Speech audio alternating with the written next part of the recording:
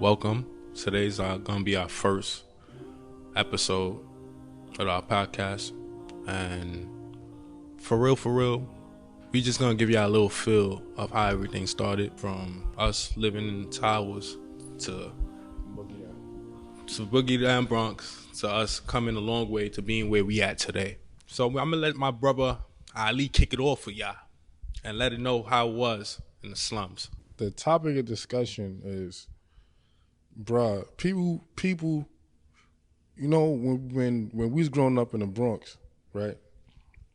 I feel, and correct me if I'm wrong, maybe I'm wrong, I felt like we grew up in the toughest neighborhood in the Bronx.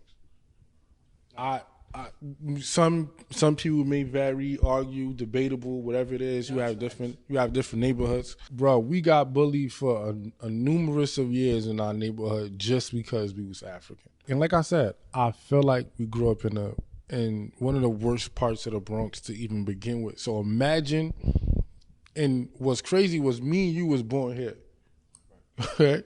So you know how some people, they come home from like Africa and they have that cultural shock. Like, and you know, growing up in the towers, you have from middle school, from preschool all the way to middle school, you in the same neighborhood. So you know people since when you was 4 years old until you 13 years old. It was a cultural shock for me that was different from, let's just say, Bosch or somebody, because he came from Ghana. I thought I was black. Like, I didn't even know I was African. Yo, bro, I didn't even know I was African for real until I started getting bullied. Because I was like, I'd never been to Africa. It's like, I'd never been to Africa, bro. Like, I don't know that. Like, you feel me? So, when I started getting bullied, I'm like, bro, we went to the same preschool, bro. Like, yo, you know me, bro. And then the moment we got a little older, we just started getting bullied. I feel like that's a different level cultural shock. I ain't get bullied. I to be quite honest, when I was younger, I kind of did some of bullying, real talk. But it was crazy, like Ali was saying. The crazy part about it is, say that we got bullied. Nah, we didn't get bullied, but they got picked on. We got picked on. Yes, basically, like we got targeted. So we was targeted. We never was soft. Like we wasn't. You know those African kids. Yes. That got beat up and all that. And we got picked on. We didn't get bullied. Yeah, other words. Like we ain't gonna play that. Like people hitting us. Don't misconcept that and everything like that. I wanted to paint a picture of what you just said. Yes, we were targeted, but the thing about it is, I feel like once they found out what was our names, and it wasn't like a Day-Day, it wasn't like a Jason, it wasn't like a, you know, the hood names, like, it wasn't like a Anthony, it wasn't like a, if you had a name like Ali, Faisal, or Bosch, or like you didn't sound like one of them, oh yeah, you was a target, straight up. It was strictly off the names. Because a lot of the times we was treated regular until they saw our names. Like, oh, you an African booty scratcher. And then your face, all of a sudden, we stink. Like, the scent just came out of like, nowhere. yo, the scent just came out of nowhere. And, like, yo, bro, I promise you. And that, I think that right there is what made us closer, our whole friend group. Because we all came from different parts of Africa, but it was almost as if we didn't know that. You get what I'm saying? Like as you get older, you understand like, oh, he's from Ghana and that's Hausa, or you know, Senegal and he's whatever it is. For us, it was like we African. I don't care what tribe you from, what language you speak. Like if you African, we all in the same boat. And I feel like that's why our friendship is like going on 20-something years now. Cause like those moments right there kind of shaped like we was together. Like, you feel what I'm saying? Like, I feel like that was one of the defining moments. And the difference between me and you was you came from a religious background where your grandfather, your father, like you come from scholars, you come from imams, and bro, auntie, grandma, like for me, she was on it. Like, y'all had to go to what Senegalese people call dada, y'all call makaranta. Like, you had to go to that. With me, it was the total opposite. So by the time I started hanging out with you guys, that's when I started to. I remember when you and Bosch told me, like, if you don't pray, you get punished for that. And I remember looking at y'all like, what the? the angels punish us for not praying.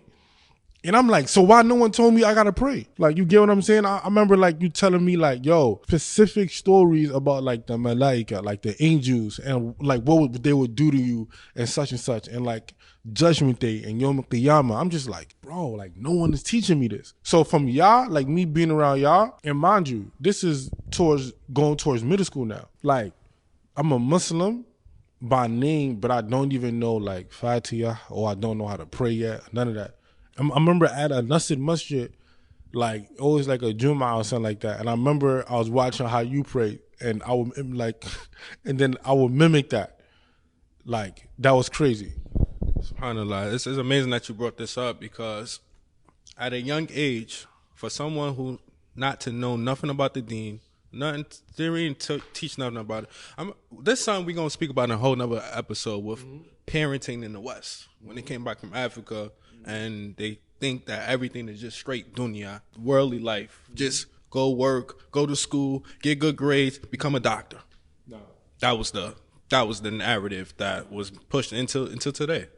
But the thing about it is, once I started practicing, because I ain't gonna lie, big shout out to my grandmother. She did a great job. She always instilled that we supposed to pray, and then also family members, being the fact, like you said, coming from a religious background, that's something we didn't play with, was prayer. So at a young age, though I was not consistent, I was always on and off, and I always had that seed planted in me. So being the fact that I'm around my brothers, younger brothers and everything like that, I always felt I should warn and let them know about it and everything like that, because as a Muslim, you want what you want for yourself, for your brother. So definitely. But one thing I want to definitely stick out is, once I told him the message, he reacted. This is when you could tell somebody is truly sincere, is when they hear the truth, how they act after it. They gonna be like, oh no, this and that, you gonna make all these type of excuses, or are you gonna really jump on and follow the truth? And that's what he did. From there, brother would come with us to the masjid. He would learn, he would try to figure out, and he started seeking knowledge. And subhanallah, alhamdulillah, look where you are today. But this comes to show you the importance of being sincere. I know we segued from the topic we were talking about, but like we said, this is not a one particular topic podcast. We're going to speak about everything. We're going to give it to y'all raw. No homo, though. I mean, excuse me, a real man shouldn't have to say no homo.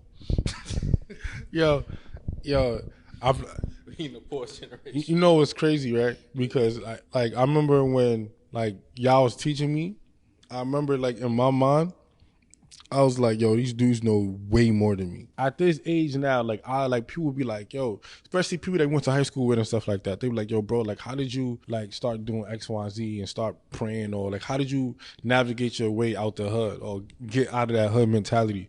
And I had to always go back to those moments when you guys actually taught me.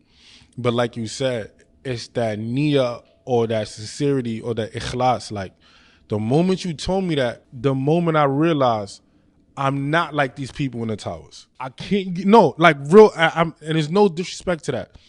But I realized like I'm not this aimless kid, like this aimless black boy that don't have no religion or I don't have any culture. Like, I have something to follow. And for so long, like growing up in the towers, like growing up in the Bronx, you just like, you moving like everyone that you see around you, bad or good. But the moment you guys taught me that, it was like I felt like I had this type of like I had this ambition now. Like, oh, so Allah created us to pray, to worship Him. Oh, cool. Like, you feel me? Oh, now I know that. Oh, Allah said there's things you can and cannot do. So yes, we grew up in a real tough part of the Bronx, but the moment like I found my identity and what I can hold on to, I felt like that's when I started to like, no matter what was going on around us, even though it was tough, we got peer pressure to certain things, right?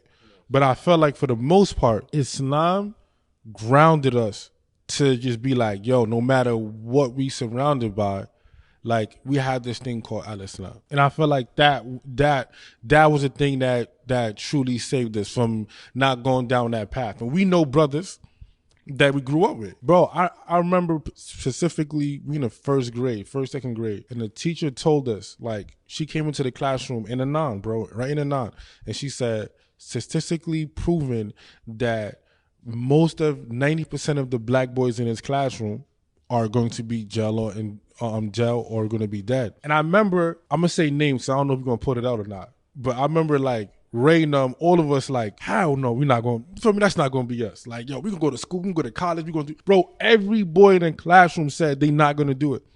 Bro, it don't take that long. 8 years later, I see them with my eyes on the block. And I remember like, I'm sitting down like, yo, bro, like she said it. And we all denied it. But what happens when you come from these type of neighborhoods in these communities, bro, it's so hard to like leave that. And alhamdulillah, bro, not just our intimate circle, like everybody, even the ones that's not Muslim, right? Alhamdulillah, even them, bro. Huh? Not yet Muslims, huh? Inshallah, we coming for all of us, for all of our friends that's not Muslim yet. But even them, they not on the jahil way, the ignorant way. Alhamdulillah for that. You get what I'm saying? That's a miracle in and of itself, bro. That's definitely true. You are what you eat, right? You reap what you sow.